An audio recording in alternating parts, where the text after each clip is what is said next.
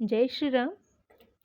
आज मैं जिनकी कहानी सुनाने जा रही हूँ वो एक बहुत ही बलशाली योद्धा थे जिनका नाम है वीर लोरिक। वीर लोरिक के बारे में बिहार, उत्तर प्रदेश और छत्तीसगढ़ तक इनकी कहानी सुनी और सुनाई जाती है। वीर लोरिक एक लोकविश्रुत ऐतिहासिक नायक हैं जो एक बलशाली और आम जनहितैषी के रूप में पूरे उत्तर भारत में विख्यात है। उनका जन्म बलिया जनपद के गौरा गांव में एक यादव परिवार में हुआ था। उनके काल निर्धारण को लेकर बहुत विवाद है। कई विद्वान उन्हें ईसा पूर्व का बताते हैं तो कुछ उन्हें मध्ययुगीन बताते हैं। यह भी कहा जाता है कि लोरिक की वंशावली राजा भोज से मिलती जुलती है। लोरिकायन पवारों का काव्य माना जाता है और पवारों के वंश में ही राजा भोज भी हुए थे। लोरिक अहिर जाति के थे और यह जाति एक लड़ाकू जाति मानी जाती है। जनश्रुति के नायक लोरिक का गहरा संबंध सोनभद्र के अघोरी किले के साथ है। यह किला अपने भव्य रूप में आज भी मौजूद है मगर बहुत प्राचीन है। अब सिर्फ खंडहर ही बचा है। यह किला ईसा पूर्व का है किंतु 10वीं सदी के आसपास इसका पुनः निर्माण खरवार और वहाँ के चंदेल राजाओं ने करवाया था।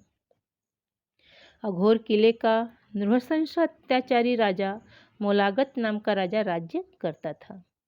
उसका लोरिक के साथ घनघोर युद्ध हुआ था और यह भी कहा जाता है कि लोरिक को तांत्रिक शक्तियां भी प्राप्त थीं।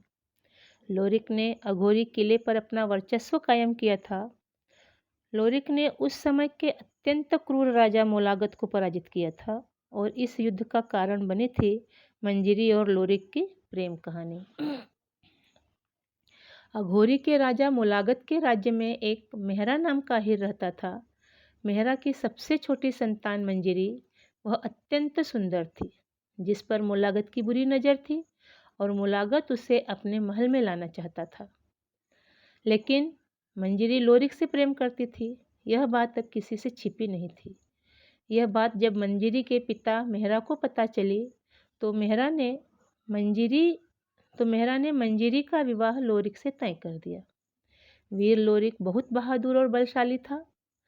उनकी तलवार जनश्रुति में 85 मन की बताई जाती है। वीर लोरिक काली माता के अनन्य भक्त थे। युद्ध में वे अकेले ही हजारों के बराबर थे। लोरिक को पता था कि बिना मोलागत को पराजित करे वे मंजरी से विवाह नहीं कर पाएंगे। इसीलिए वे बलिया से युद्ध की तैयारी के साथ बारात लेकर चले और सोनभद्र के सोन नदी के तट पर पहुँचे। मोलागत ने तमाम उपाय किए थे कि लोरिक नदी पार न कर पाए। इसके बावजूद बारात नदी पार करके अघोरी के किले तक जा पहुंची थी। मोलागत और लोरिक के बीच भीषण युद्ध हुआ और रक्तपात हुआ।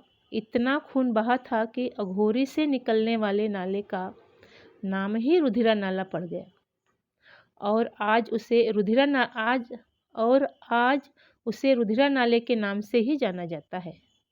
और पास ही नरमुंडों का ढेर लग गया और उस जगह का नाम नरगढ़वा पड़ गया। नरगढ़वा नामक पहाड़ ही इस जनश्रुति को जीवंत बनाता है। मोलागत और उसकी अपार सेना और उसका बलशाली हाथी भी मारा गया और इस हाथी का वध लोरिक ने ही किया। हाथी को मारकर सोन नदी में फेंक दिया और आज भी यह प्रतीक पत्थर किले के सामने से सोन नदी में दिखता है। लोरिक के साथ मोलागत और उसके कई मित्रों से युद्ध के चिन्ह किले के पास मौजूद हैं। युद्ध के दौरान एक समय ऐसा भी आता है जब मंजरी को लगता है कि अब लोरिक हार जाएगा तो वह एक तरह का जहरीला फल होता है कुचीला, उसे खाने लगती है। तब वह फल खाने से लोरिक उसे रोकता है। यह फल सिर्फ अघोरी के पास ही पाया जाता है। इस युद्ध के बाद मंजरी और लोरिक का विवाह हो जाता है और विदाई के बाद जब डोली मारकुंडी पहाड़ पर पहुंची तो मंजरी एक और बार लोरिक की ताकत को देखना चाहती थी और कहती है कि कुछ ऐसा करिए कि लोग याद करें कि लोरिक और मंजरी किस हद तक प्रेम करते थे। तभी लोरिक पूछता है कि बताओ ऐसा क्या करूं कि हमारे प्रेम की अमर निशानी बनी रहे। कोई भी प्यार करने वाला यहाँ से मायूस न लौटे। मंजरी लोरी को एक पत्थर दिखाती है और कहती है कि वे अपने प्रिय हथियार बिजुलिया खंड से एक विशाल शिलाखंड को एक ही बार में 2 भाग कर दे।